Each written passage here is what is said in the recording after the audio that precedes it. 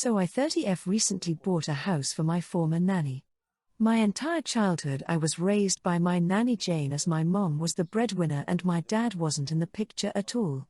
Jane attended every after-school activity, graduation and parent-teacher conference. Jane basically raised me, and I see her as my second mom. My mom employed Jane as a nanny/housekeeper from when I was 2 until I was 28, when my mom passed away due to cancer. As a result, I inherited everything. My mom was a successful surgeon with her own practice, and my grandparents left her with a few properties in her home country.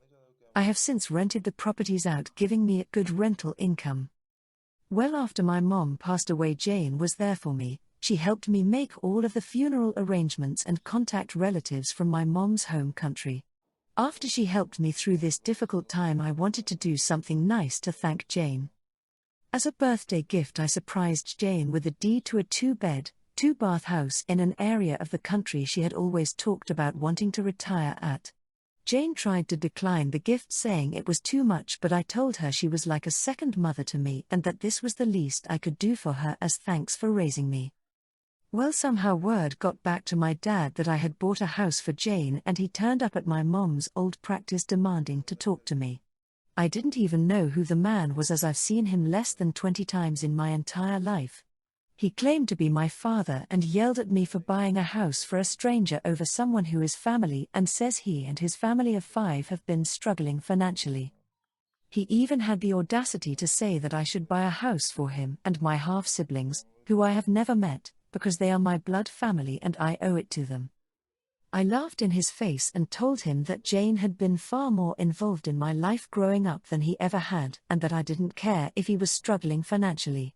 Security then escorted him to his car and made sure he left the property. My dad's side of the family have now been trying to reach out through Facebook. Complete strangers who I've never met, saying I'm an asshole and that my mom never let him be part of my life. I know this is false, since I remember my mom calling him over the years, asking him to pick me up on the weekends to spend time with me, and he never did. I tried to talk with my friend Aiden 34M about this problem, who recently reconnected with his dad, who he hadn't seen since he was 6 due to his dad being incarcerated.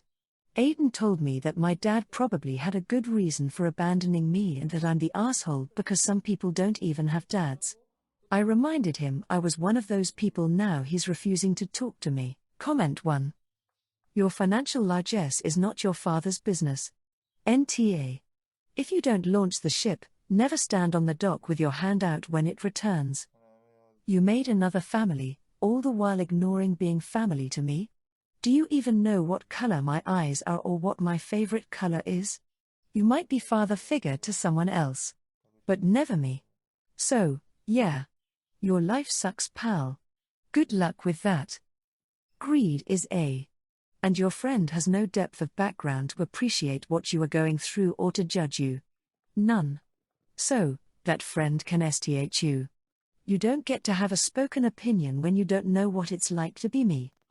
Comment 2. NTA. And OP is 30. Dad could have reached out when she 18 and no longer a minor living with mom. I'm sure there are some mothers that make visitation difficult, and vice versa.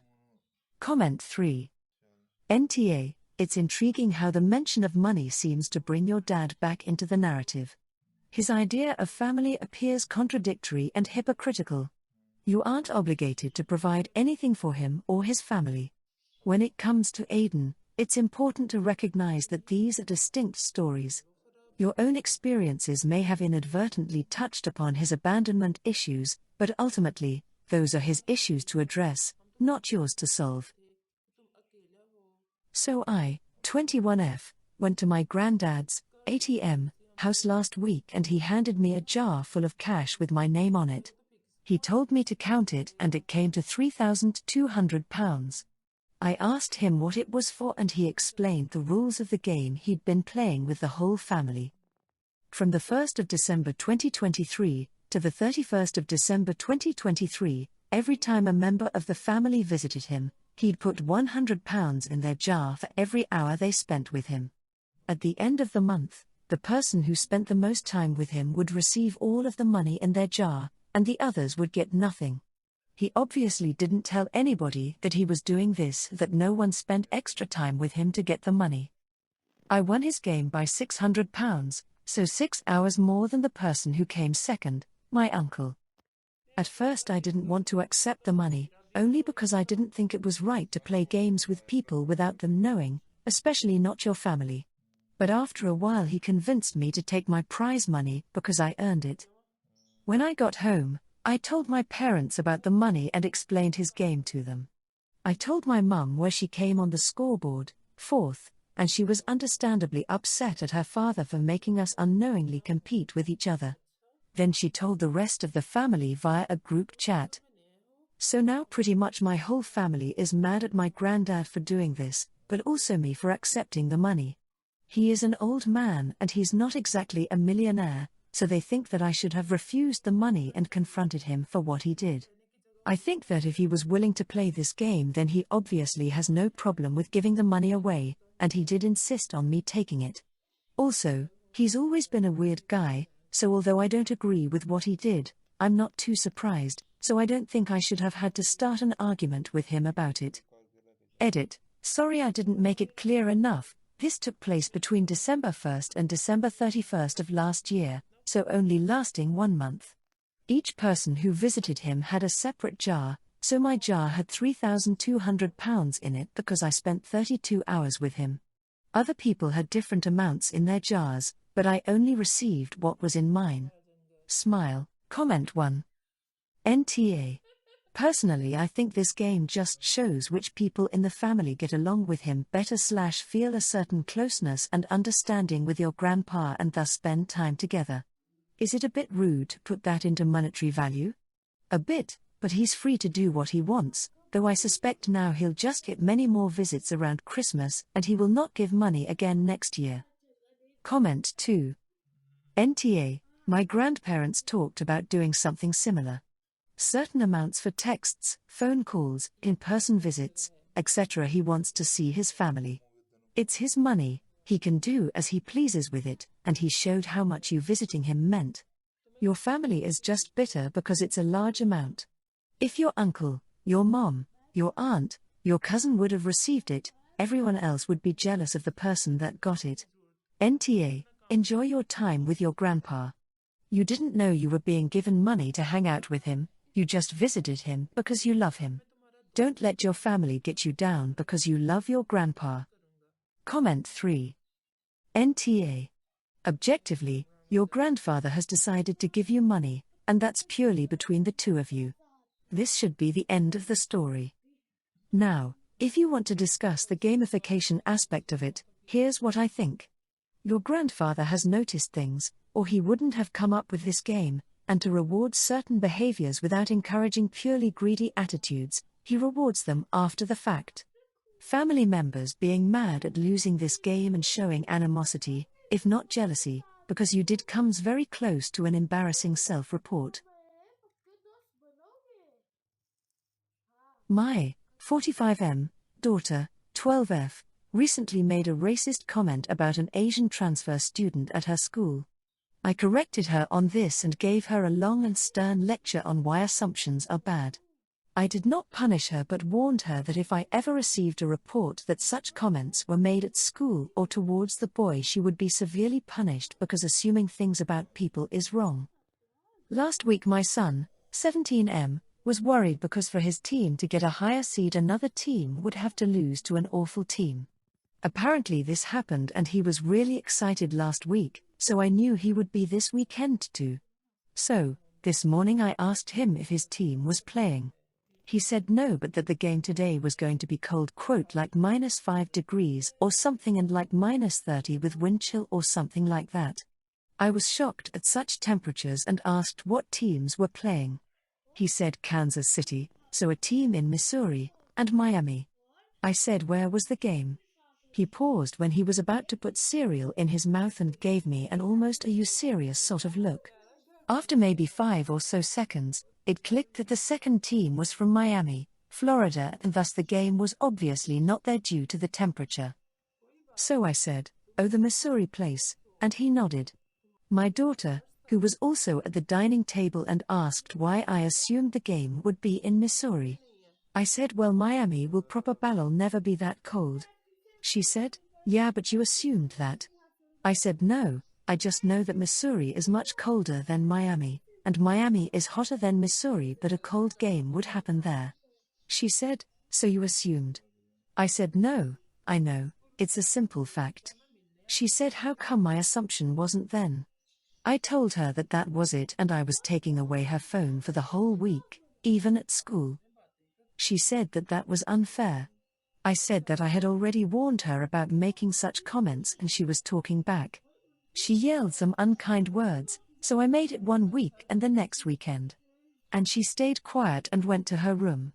My son thinks that maybe I went overboard and I'm thinking he's right. Comment 1. You said assuming things about people is wrong. A game is not a person. Assuming its location is not the same as assuming something about a person. Assumptions are not inherently wrong as a concept, but can obviously imply certain rude things. Natar, but you should explain the difference to your daughter.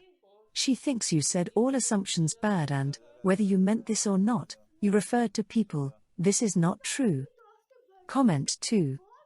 I think you need to have another chat to your daughter about racism. I know you were probably trying to keep it simple for a 12-year-old, but the harmful thing about racism isn't assumptions. She should be treating all humans with a basic level of dignity and respect as a minimum. Not all assumptions are bad, as you can now see with your example. Comment 3. NTA, but your daughter shouldn't be punished over the whole assuming thing. The real issue is her racism. You need to explain prejudice and racism to her, and how it is much different than simply assuming something about a game or the weather. Perhaps teach her about the Japanese camps in the USA during World War II? Or maybe make her read If I Should Die Before I Wake by Han Nolan. It's about a little racist girl having to experience World War II in a Jewish girl's body. It might teach her some empathy for those that don't look like her. It might be one comment now, but you don't want your child on the path of hate. My girlfriend, F22, and I, M22, have been dating for little over a year. We're both in college. TBH, I don't feel like going out most of the time, so I almost always suggest my girlfriend to stay in my apartment and order something/cook something instead of going out. I often don't want to go to parties or such with her, which annoys her a lot. The other day my girlfriend mentioned a new sushi, I think, or Asian food, restaurant in our town and asked if we could go. Originally I agreed. I said that we could go on Friday. However, I didn't feel like going out last night, so instead I cooked dinner for us, and when she came to my apartment, so we could go to the restaurant together, I told her that we could leave it for another day and eat at home. She was annoyed and said that I always do the same thing. I told her to chill because we could go another day. It's not like the restaurant will go anywhere, right? I cooked carbonara pasta for dinner, but my girlfriend said that she won't have it because she wants fish, not pasta. I told her okay, we can order sushi if you want, and rolled my eyes, which made her go off on me, telling me that she feels like I want to hide her. Like if I'm embarrassed of her or something, when it's not the truth at all. She knows my family and friends. I make all the time I can to spend time with her, and I'm certainly not ashamed of her because why would I be? I'm just not an outgoing person and she knows it. She had said something similar a few months ago because I didn't post enough about her on social media. I post like twice a year. I also got upset over her comment and told her to leave if she didn't like how I am, and she left. I sent her a message today so we could talk and try to make up, and she told me to give her 1 or 2 days to think. I don't believe that what I did was that shitty, but please tell me if I was. Comment 1. YTA. You made a plan with her and then flaked on that plan, without telling her ahead of time. She got herself ready to go out, was looking forward to going to the sushi place, to going out with you somewhere, which sounds like doesn't happen a lot, only to be surprised to find out you had made a decision without her that you guys would be staying home and prepared a totally different meal. I imagine she was really disappointed, especially because you didn't even have the courtesy to call her beforehand and tell her about your change of plans. You don't need to be outgoing to go to a restaurant with your girlfriend every once in a while. Comment 2. YTA. You seem very selfish from this post. You cooked before she even got there?